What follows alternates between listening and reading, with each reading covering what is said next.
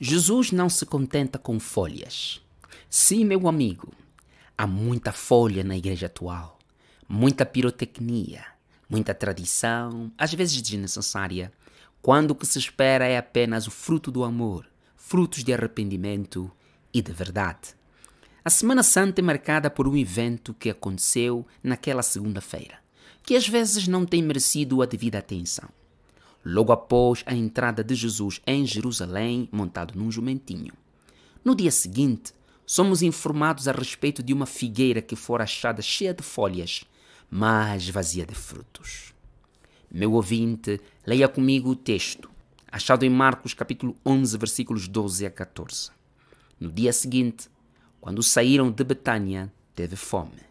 E, vendo de longe uma figueira com folhas, foi ver se nela, porventura, acharia alguma coisa. Aproximando-se dela, nada achou, senão folhas, porque não era o tempo de figos. Então lhe disse Jesus: nunca jamais coma alguém fruto de ti.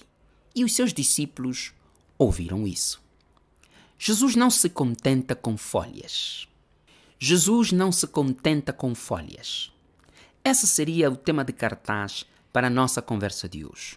Certamente que estamos em presença de um texto difícil de se entender, tendo em atenção o tempo em que aconteceu, a árvore envolvida e a condição moral daquele que aparece no texto, amaldiçoando. Para tornar a cena possível de compreensão, talvez devêssemos torná-la e tomá-la sobre três perspectivas. Primeiro, devemos olhar para ela como um facto histórico. Segundo, como um episódio místico ou parábolo. E, finalmente, em sua condição profética. João Marcos narra os factos de um modo muito simples. Jesus teve fome. Sua condição humana sempre esteve presente. Ele teve fome no deserto, quando o diabo o tentou. Teve sede na cruz. Sentiu-se cansado antes da conversa com a mulher samaritana. Jesus era humanamente em tudo igual a nós, exceto no pecado. Com fome, o nosso mestre viu de longe uma figueira com folhas. O texto não diz se estava a figueira ali sozinha ou se havia outras figueiras consigo. Mas parece que ela estava ali só. Ou, se estivesse com outras, então as outras não tinham nem folhas e nem frutos. Seguindo as ideias do meu texto, foram as folhas que chamaram a atenção de Jesus. Mas quando ele se aproximou, esperando achar ali figos, nada encontrou senão folhas. E o texto diz que não havia chegado o tempo de figos. Esta última fala de Marcos nos remete a olhar para esta narrativa em sua posição histórica. Teria sido verdade que Jesus, conhecedor dos tempos e das estações, não estaria ciente de que, nos meses de março e abril, quando chega a Páscoa, as figueiras não dão frutos? A resposta que alguém deu é que as figueiras são das poucas árvores que primeiro dão frutos e só depois as folhas. E quando uma figueira dá folhas, não é possível não produzir frutos. Mas essa figueira estava sendo uma exceção. Ela tinha folhas em extremo e possuía ramos vazios de seus frutos. Mas, afinal, o que é que Jesus estava fazendo ao tentar ensinar a seus discípulos com esta cena da figueira?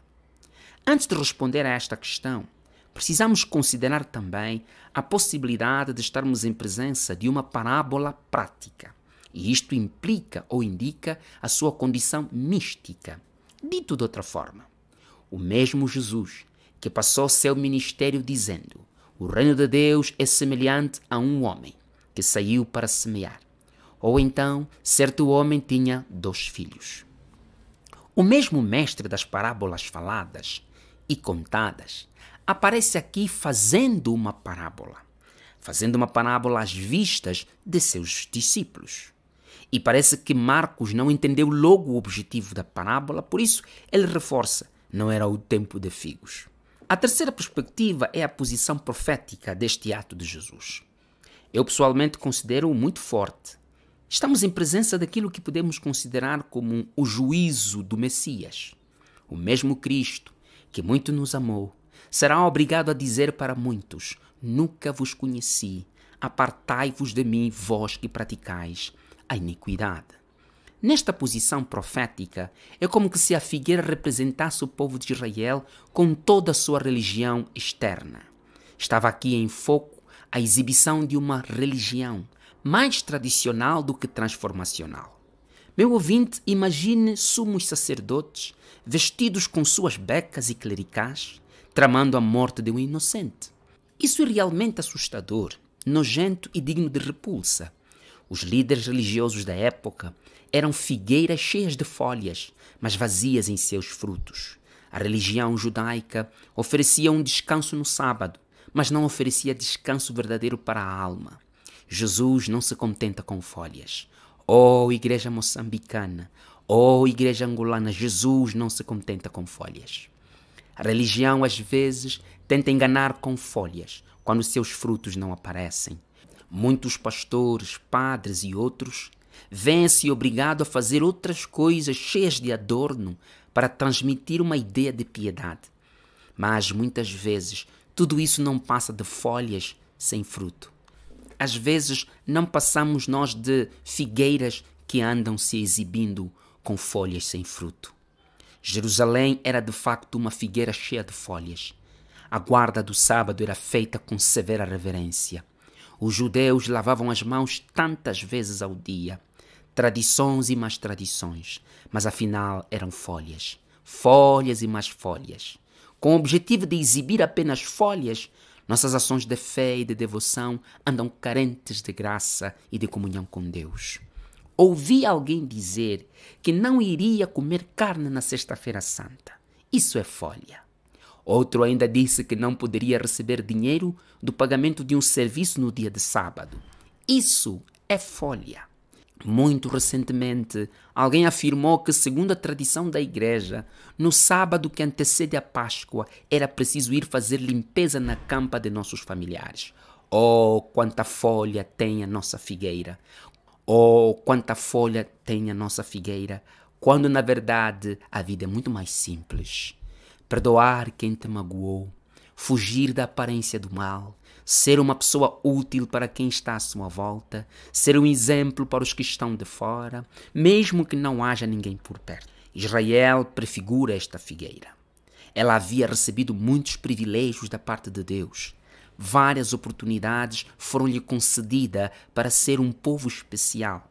Mas quando o Filho de Deus chegou às portas de Jerusalém, ao invés de os líderes estudiosos da Torá e dos profetas o receberem com alegria, afinal já havia um plano secreto para o matar. Afinal, esta coisa de serviços secretos começou há muito tempo.